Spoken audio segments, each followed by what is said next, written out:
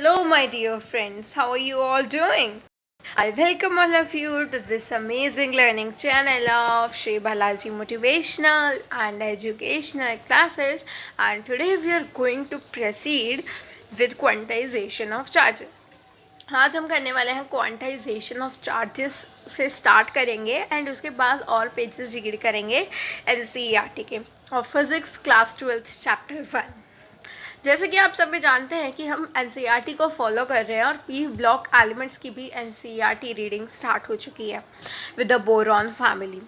हमने बेसिक्स को अंडरस्टैंड करा और फिर एनसीईआरटी रीडिंग को start करा. So let us start with quantization of charge, and as I have given you homework to read this much of the last class, as I have given you homework, so I hope आप सबने ये सब read कर लिया होगा. ये जो मैंने आपको चार्जिंग बाय इंडक्शन का सब बताया था, so I hope आप सबने रीड कर लिया होगा. And let us start without wasting any further time. So quantization of charge क्या कहते हैं? क्वांटाइजेशन ऑफ चार्ज कहता है कि as I have told you, quantization of charge कहता है कि जो भी चार्ज प्रेजेंट होगा अगर वो इंडिपेंडेंट रह सकता है तो उसकी कुछ कंडीशंस होंगी, कुछ सर्कमस्टांसेस में ही वो इंडिपेंडेंट रह सकता है.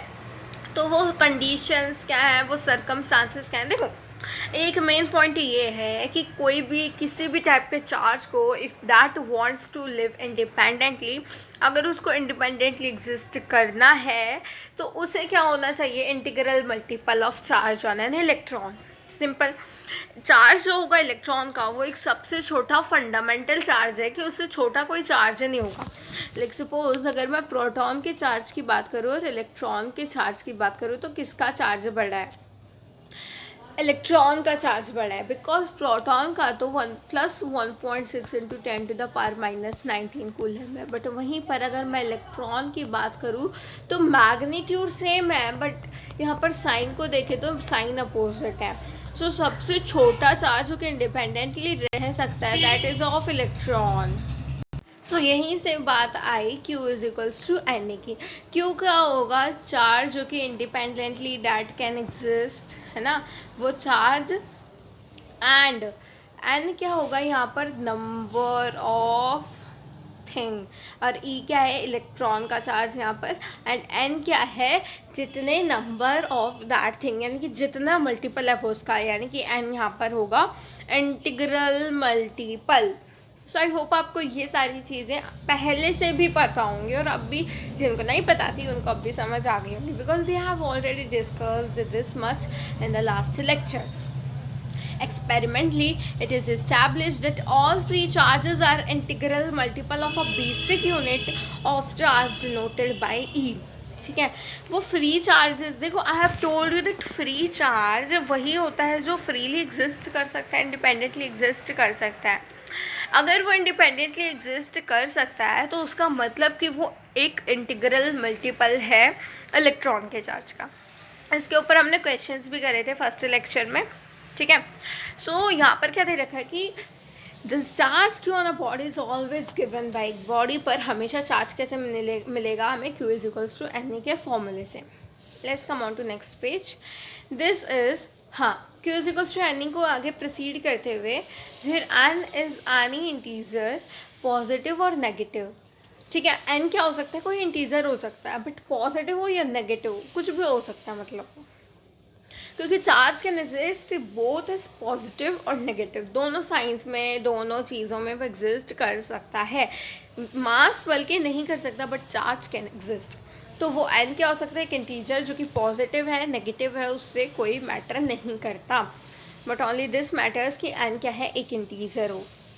This basic unit of charge is a charge that an electron or proton carries.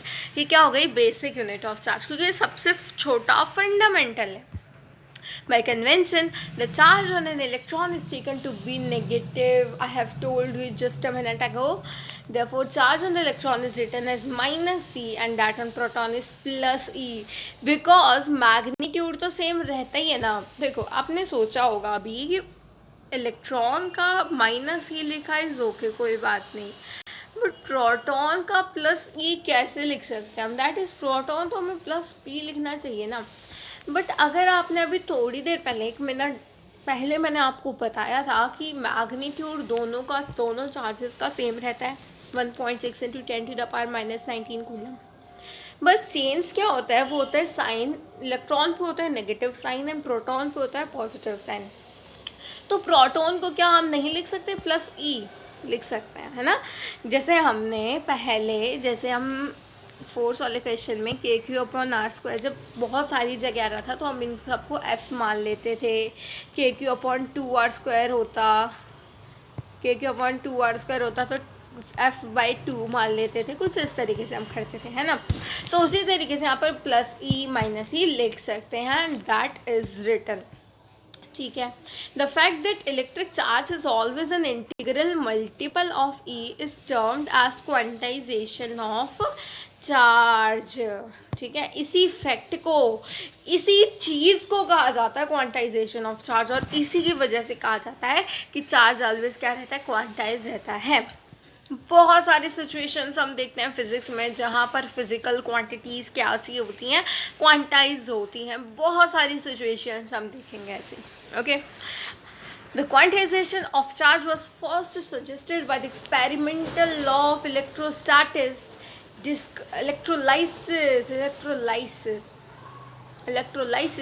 discovered by English experimentalist Faraday। अब आपसे ये क्वेश्चन भी पूछा जाता है, देखो पूछा जा सकता है। देखो जो भी चीज़ अगर आपको NCERT में गिवन है ना, सो उससे क्वेश्चन पुट अप हो सकता है।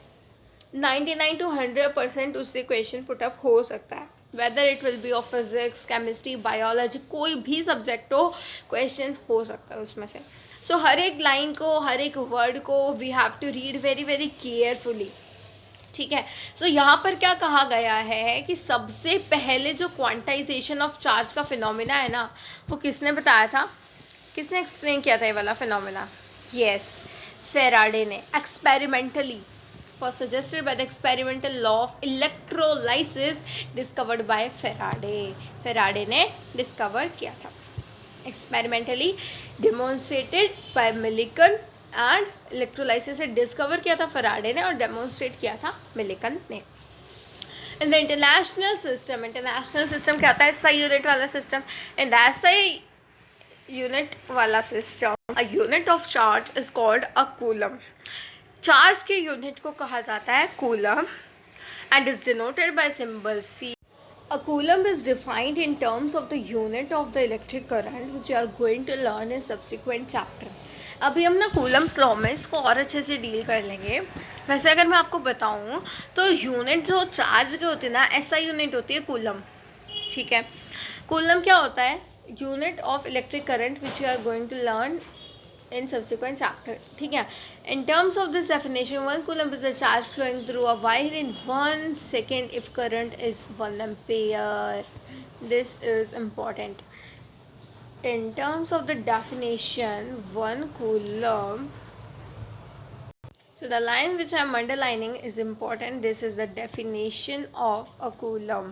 Okay, so 1 coulomb is a charge flowing through a wire in 1 second if current is 1 ampere। Okay, see chapter 2 of class 11 physics text book part 1। वहाँ पर हमने यूनिट एंड डायमेंशन था ना जो chapter, उस वाले चैप्टर में हमने अच्छे से डील कर रहे थे सारी यूनिट्स को, SI यूनिट्स को, कूलम, एम्पेयर, मीटर, ये सारी यूनिट्स को हमने यूनिट एंड डायमेंशन वाले चैप्टर में अच्छे से डील कर लिया था। इलेक्ट्रॉन पे कितना कूलम चार्ज होता है, that is given here 1.6029192 into 10⁻⁻19 coulomb, जिसको हम शॉर्ट फॉर्म में लिखते हैं 1.6 इंटू 10⁻⁻19 कूलम, जो कि मैं आपको अभी थोड़ी देर पहले बता भी रही थी। ओके, सो मैग्नीट्यूड तो आपको पता ही है, इलेक्ट्रॉन का और प्रोटॉन का दोनों का सेम ही होता है। Thus there are about 6 into 10⁻18 electrons in a charge of -1 coulomb। This line is also important। There can be a question in question के अंदर से जैसे कि इस चीज़ की ज़रूरत पड़ सकती है, ऐसा क्वेश्चन हो सकता है that how many electrons are there in a charge of 1 coulomb, और उससे रिलेट करके क्वेश्चन दे दिया कि जितने इलेक्ट्रॉन होते हैं चार्ज 1 कूलम में, उतने यहाँ पे हैं, उतना यहाँ पे, कुछ इस तरीके से दे दिया। तो क्वेश्चन को घुमा फिरा के दे दिया, पर ये जो थिंग है ना, ये दिस इज़ इम्पॉर्टेंट। ठीक है. In electrostatics, charge of this large magnitude are seldom encountered and hence we use smaller units. Coulomb, 1 microcoulomb 10 to the power minus 6 or 1 millicoulomb 10 to the power minus 3 coulomb. Now you can even imagine कि जब एक coulomb charge में 6 into 10 to the power 18 electrons आ जाते हैं. 6 into 10 to the power 18 electrons कम नहीं होते.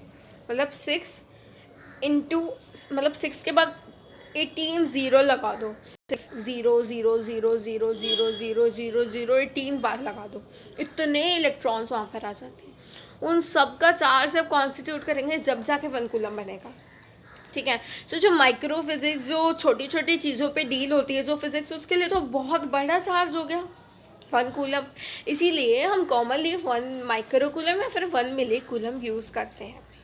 If the proton and electron are the only basic charges in the universe, all the observable charges have to be integral multiple of E. Thus, if a body contains n1 electrons and n2 protons, the total amount of charge on the body is this. अगर n1 electrons है n2 protons है, total amount of charge कितना होगा n2 into electron, यानी कि n2 देखो n2 protons थे तो n2 इंटू ई कैसा प्लस वाला ई लिया है यहाँ पर, क्योंकि देखो मैग्नीट्यूड तो सेम होना है. मेन बात है साइन की. अगर आपको 1.6 into 10 to the power minus 19 coulomb ये मैग्नीट्यूड याद हो गया ना, तो सिर्फ यही रखना है न्यूट्रॉन प्रोटॉन और इलेक्ट्रॉन का. बस इलेक्ट्रॉन में माइनस आ जाएगा, प्रोटॉन में plus. Have told you this many times. ठीक है. सो n1 इंटू माइनस ई हो जाएगा इलेक्ट्रॉन के लिए, तो ये टोटल आ जाएगा n2 माइनस n1 ऑफ ई. ठीक है, ये भी समझ आ गया. Since n1 and n2 are integers, their difference is also an integer. The charge on body is always an integral multiple of E and can be increased or decreased also in steps of E. यानी कि बढ़ाना है तो भी integral multiple में ही बढ़ेगा, घटाना है तो भी इंटीग्रल मल्टीपल में ही बढ़ेगा. स्टेप वाइज बढ़ाओ घटाओ इंटीग्रल मल्टीपल में ही बढ़ेगा. और अगर हमें जैसे कि एक किसी पर्टिकुलर बॉडी पे निकालना है तो इस तरीके से आप निकाल सकते हो. यहाँ पर ये मेथड गिवन है n2 into E plus n1 into minus E if n2 is number of proton and n1 is number of electrons. The step size E is however very small because at the macroscopic level we deal with charge of few new coulomb. At this scale, the fact that charge of a body can increase or decrease in units of E is not visible. ये क्या बताना चाह रहा है यहाँ पर कि अगर मैं यहाँ पर बात करूँ अगर मुझे देखना है कि ये है मेरा एक बड़ा सा पूरा एटम. ठीक है, नॉट एटम बट कि इसको हम ले लेते हैं पूरा एक बड़ा मैटर. ठीक है. मैटर तो डील करता है ना मैक्रोस्कोपिक लेवल फिजिक्स पे. मैक्रोस्कोपिक हमें मैक्रोस्कोपिक फिजिक्स लेवल को देखना है. मैक्रोस्कोपिक लेवल में मैटर. अब मैटर के अंदर अगर मैं जाऊँ तो मैटर के अंदर होंगे बहुत सारे व्हाट एलिमेंट्स. ये क्या हो गए मान लो एलिमेंट्स. एलिमेंट्स के अंदर होंगे बहुत सारे एटम्स. ठीक है, इनके अंदर होंगे एटम्स. एटम्स के अंदर की मैं बात करूँ तो होंगे बहुत सारे इलेक्ट्रॉन्स. ठीक है. मैटर के अंदर, कंपाउंड्स के अंदर, एलिमेंट्स के अंदर, एटम्स के अंदर इलेक्ट्रॉन. तो ये कितना बड़ा सिस्टम बन गया. ठीक है. जो मैक्रोस्कोपिक लेवल होता है ना फिज़िक्स का, उसमें बेसिकली हम इन चीज़ों से एक इलेक्ट्रॉन का ऐड हुआ, एक इलेक्ट्रॉन लॉस हो गया, 1 इलेक्ट्रॉन ऐड हुआ, 1 इलेक्ट्रॉन लूज़ हो गया, ये इतना मैटर नहीं करता. मतलब मैटर करता है बट इनका जो चार्ज इतना -1.6 into 10 to the power minus 19 coulomb charge lose होता है. तो इससे क्या फ़र्क पड़ता है, बिकॉज पूरे मैटर पे बहुत ज़्यादा चार्ज है. ठीक है. इनका इतना मैटर नहीं करता. अब जैसे अगर मैं बात करूँ कि इस बॉडी पे, जैसे हम कहते हैं ना इस बॉडी पे 3 कूलम चार्ज है, इस बॉडी पे 5 कूलम चार्ज है, तो इस बॉडी से अगर एक इलेक्ट्रॉन को मैं रिमूव कर दूँगी तो इस बॉडी को क्या फ़र्क पड़ने वाला है. 3 coulomb minus 1.6 into 10 to the power minus 19 coulomb क्या आएगा, आप ही कैलकुलेशन करो. ठीक है. सो इस कैलकुलेशन को करके कमेंट सेक्शन में बता देना, क्योंकि इसको इतने से कोई फ़र्क नहीं पड़ने वाला। -19 एक कूलम का 19वां हिस्सा बहुत छोटा होता है गाइस। तो यहीं पर वो ये बात समझाना चाह रहे हैं कि वो इतनी चीज़ों के निकलने या फिर ऐड होने से उनके चार्ज पे कोई ज़्यादा इम्पैक्ट नहीं पड़ेगा पर मतलब छोटी छोटी चीज़ों का इम्पैक्ट तो पड़ता है, पर वो इतना ऑब्जर्वेबल नहीं होगा। yes. At this scale fact, the charge of a body can increase or decrease in units of E is not visible. In this respect, the grainly nature of charge is lost and it appears to be continuous. अब देखो, एक example देती हूँ मैं आपको। एक बढ़िया सा एग्जांपल है मेरे पास। अगर मैं कह दूँ कि मेरे पास है एक डॉटेड लाइन, ठीक है, ये है मेरे पास एक डॉटेड लाइन कुछ इस तरीके से। Okay, so let's suppose this to be a dotted line. Let it be. Okay, so इसको मान लिया हमने एक डॉटेड लाइन, और यहाँ पर क्या हो रहा है, हमें पता है कि ये लाइन क्या है ना, डिसकॉन्टीन्यूस है, यानी कि एक पूरी लाइन नहीं है ये। मैं पास से देख रही हूँ इसे, ठीक है, बट यहीं पर अगर मैं कुछ डिस्टेंस के बाद जाकर इसको देखती हूँ तो ये मुझे डिसकॉन्टीन्यूस नहीं बल्कि कॉन्टीन्यूस नज़र आएगी। इसी तरीके से अगर मैं एक इलेक्ट्रॉन को ऐड करती हूँ, लॉस करती हूँ, तो वो क्या रहेगा, मतलब एक तरह से कॉन्टीन्यूस दिखेगा। हमें जस्ट कॉन्टीन्यूस, उसमें कॉन्टीन्यूटी ही लगेगी, हमें कुछ खास इम्पैक्ट उसमें नहीं पड़ेगा, ठीक है। यहाँ पर भी वही एग्जाम्पल दे रखा है, a dotted line viewed from a distance appears continuous to us but it is not continuous in reality. As many points were close to each other, normally give an impression for a continuous line. Many small charges taken together appear as a continuous charge distribution, but reality में वो ऐसा नहीं होते. At the macroscopic level, one deals with charges that are enormous compared to the magnitude of charge electron. Do you guys know the meaning of enormous? Enormous is large, विशाल, बड़ी चीज़ें। तो यहाँ पर क्या कह रखा है, वो क्या कहना चाह रहे हैं कि जो बहुत सारे चार्जेस हम मैक्रोस्कोपिक लेवल पर ऐसे डील करते हैं जो कि इलेक्ट्रॉन के चार्ज से, इलेक्ट्रॉन के साइज से, इलेक्ट्रॉन के मैग्नीट्यूड ऑफ चार्ज से कंपेयर करें तो बहुत ज़्यादा बड़े होते हैं, बहुत ज़्यादा बड़े होते हैं। तो वो उसके कंपैरिजन में बहुत ज़्यादा चार्ज होता है। Since E is equals to 1.6 into 10 to the power -9 coulomb, a charge of magnitude से 1 new coulomb contains something like 10 to the power 13 times the electronic charge. वो क्या कहना चाह रहा है कि एक इलेक्ट्रॉन का चार्ज इतना छोटा होता है कि हम मैक्रोस्कोपिक लेवल पर अगर उसकी स्टडी करें तो दूसरे चार्जेस उसको बहुत ज़्यादा बड़े लगते हैं। जैसे कि इलेक्ट्रॉन का चार्ज कितना होता है, 1.6 into 10 to the power -19 coulomb. उसके कंपैरिजन में अगर मैं एक 1 माइक्रो कूलम चार्ज को भी कंपेयर करती हूँ, यानी कि 10 to the power -6 coulomb charge को भी कंपेयर करती हूँ, वो भी even 10 to the power 13 times बड़ा हो जाएगा उससे। सो कैन यू इमेजिन कितना छोटा होता है एक इलेक्ट्रॉन का चार्ज, अगर हम मैक्रोस्कोपिक लेवल के बारे में बात करें तो, ठीक है। At this scale, the fact that charge can increase or decrease only in units of E is not very different from saying that charge can take continuous values. Thus, at the macroscopic level, the quantization of charge has no practical consequence and can be ignored. ठीक है, macroscopic level पर हम क्या कर सकते हैं, ignore कर सकते हैं हमारी क्वांटाइजेशन ऑफ चार्ज के फिनोमेना को, बिकॉज वो इतना कॉन्टीन्यूस लगेगा। अभी सारे अगर dot dot dot dot dot dot dot dot dot dot बिल्कुल पास में, तो दिस सीम्स लाइक दिस दूर से, ठीक है, क्योंकि मैक्रोस्कोपिक है तो ये ऐसे ही लग रहा है कॉन्टीन्यूस, तो इस वजह से हम इसको इग्नोर कर सकते हैं, ignore we can do. However at the microscopic